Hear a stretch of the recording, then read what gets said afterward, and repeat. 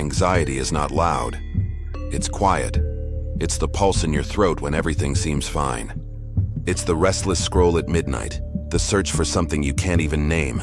You don't need to be in battle to feel at war. The war is already happening, inside your own head. Thoughts spiral, heart races. You imagine every outcome, every failure, every rejection, all before you even take your first step. And the worst part, you hide it well.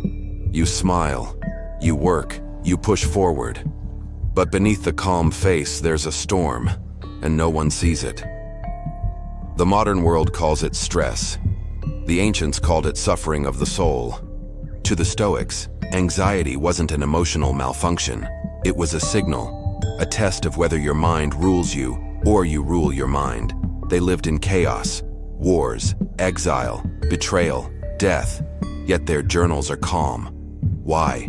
Because the Stoic doesn't pray for an easier world. He builds a stronger mind. Anxiety is not conquered by comfort.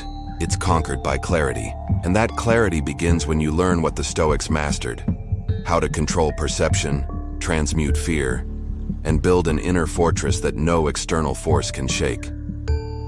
This is how warriors of the mind overcome anxiety, not by escaping it, but by walking straight into it and standing still. Stay till the end. Number 5 exposes the one truth about anxiety most people will never have the courage to face. 1.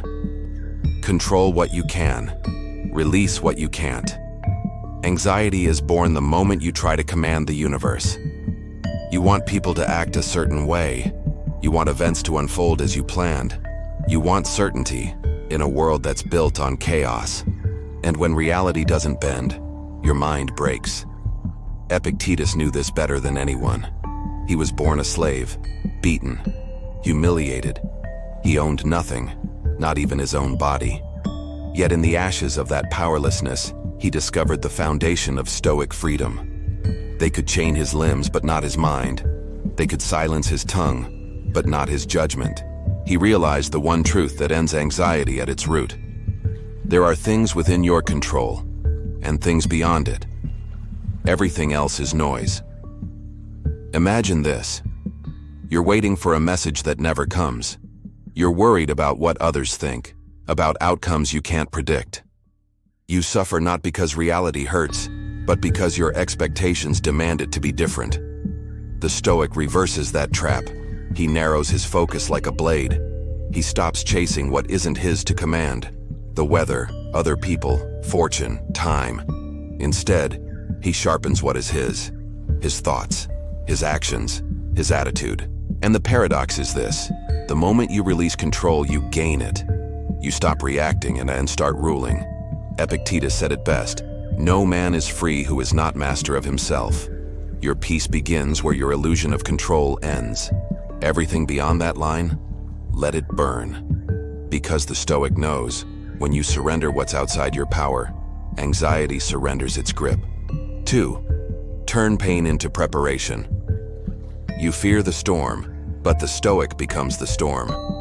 Most people crumble at the first sign of pain. They call it bad luck, unfairness, or burnout. But to the Stoic, pain is not punishment, it's preparation. Marcus Aurelius understood this better than anyone. He was emperor of Rome, the most powerful man on earth. Yet his reign was soaked in suffering. Plague swept his empire. His armies fell in distant lands. His closest allies betrayed him. And still, he wrote every night, "If it is endurable, then endure it. Stop complaining." He didn't write that from comfort.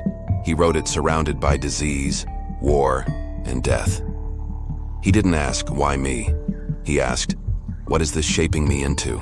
That's the difference between anxiety and mastery. The anxious man resists the pain and multiplies it. The Stoic faces it and transforms it. Every challenge is a weapon in disguise. Every loss a lesson waiting to be sharpened.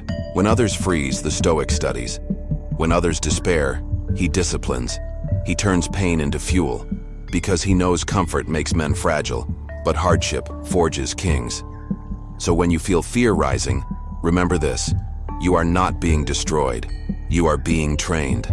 Life is sculpting your endurance, carving out your focus and hardening your resolve. The Stoic doesn't wait for calm seas. He learns to sail in storms. Pain is not your enemy. It's your instructor. And every scar is a diploma signed by survival. Because in the end, anxiety flees from those who turn their pain into preparation. Number 3. Detach from the crowd's noise. The anxious man drowns in voices that are not his own. He scrolls, he listens, he reacts. Every opinion becomes a command. Every headline, a new fear. He wakes up already exhausted, because the world's noise never stops speaking inside his mind. But the Stoic learned long ago, peace doesn't come from adding more, it comes from subtracting. Seneca saw this truth unfold in Rome's halls of power. He was an advisor to Nero, one of history's most unstable rulers. He watched men betray each other for favor, flatter the emperor to survive, and live in constant paranoia. But Seneca did something few had the courage to do. He stepped away. He retreated into solitude, not out of weakness, but strategy. He wrote letters, not decrees. He sought clarity, not applause.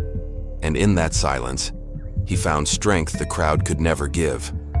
The Stoic detaches, not because he hates the world, but because he refuses to be owned by it. When you stop seeking validation, anxiety loses its grip. When you stop measuring yourself by noise, you begin to hear your own voice again. The mind needs solitude the way the body needs rest, but most people are terrified of silence, because in silence their masks fall. That's where truth lives. That's where peace begins. So step back, log off, breathe, detach from the noise, not to escape reality, but to master it. Because only the man who can stand alone can truly stand strong. The Stoic knows solitude isn't isolation, it's recalibration. 4. Memento Mori. Remember death. You fear everything because you've forgotten the one thing you can't escape: death. You fear judgment. You fear failure. You fear tomorrow. But death is the silent truth that renders all of it meaningless. The Stoics never hid from it. They stared straight into it and found peace on the other side. In ancient Rome, victorious generals returned from war paraded through the streets in glory. Crowds screamed their names. Gold poured from their chariots. But behind every triumphant general stood a slave whispering into his ear, "Memento Mori. Remember, you will die." It wasn't mockery, it was medicine. Because the moment you remember your mortality, fear loses its leverage. Marcus Aurelius wrote about it often. You could leave life right now. Let that determine what you do, say, and think. To him, death wasn't tragedy, it was truth. It forced him to stop wasting time on trivial worries. It sharpened his focus, purified his priorities, and made each moment sacred.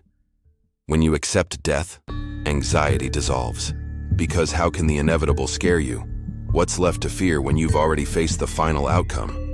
Every breath becomes a gift, every decision, an act of courage. You stop living like a man hiding from the clock, and start living like a man racing it. Memento Mori isn't morbid. It's liberation. It reminds you that the opinions of others, the chaos of the world, even your fears, all fade into dust. Remember death, not to fear it, but to wake up. Because the man who lives with death in mind finally begins to live without anxiety. 5. The fortress of the mind. The Stoic builds a fortress no chaos can breach, inside himself. When the world collapses, most men beg for safety. They search for someone to save them, a system, a leader, a belief. But the Stoic doesn't seek rescue. He becomes the fortress. Cato the Younger was one of those men, surrounded by corruption, betrayed by allies, hunted by tyranny. Yet he never bent. Even when Rome's freedom was dying, he stood defiant, calm, composed. He understood that true security doesn't come from walls, money, or power.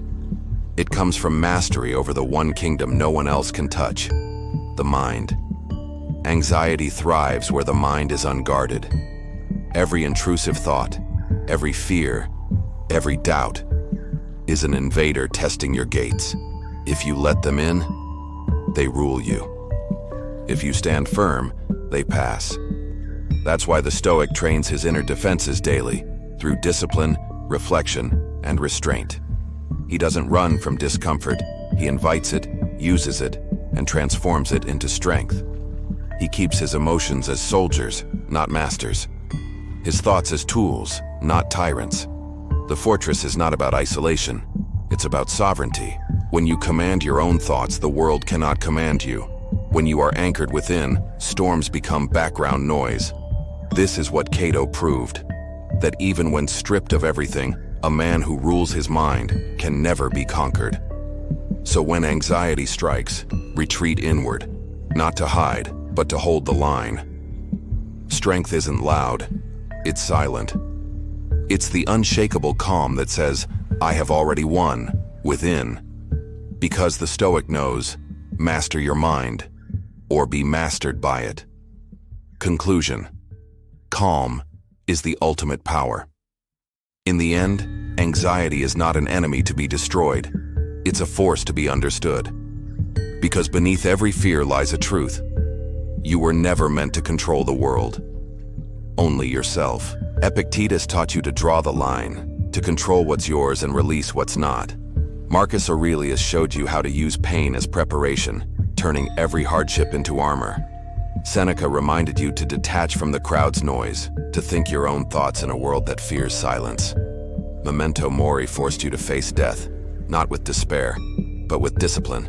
And Cato revealed the final step, to build a fortress in your mind so strong that no storm, no betrayal, no fear can breach it. This is the Stoic path, not a religion, not a philosophy for the weak-hearted. It's a way of life forged in discipline, clarity, and calm. The kind of calm that comes from knowing that chaos cannot reach you anymore. Because calm is not passivity, it's control. It's standing in the fire and breathing slowly. It's watching the world tremble and staying unmoved. It's power, distilled into silence. Anxiety feeds on reaction, but the moment you stop reacting, you start ruling. So guard your mind, embrace your trials, remember death, and build the kind of peace no one can take from you. If this spoke to you, share it. Subscribe to Timeless Stoic Mind.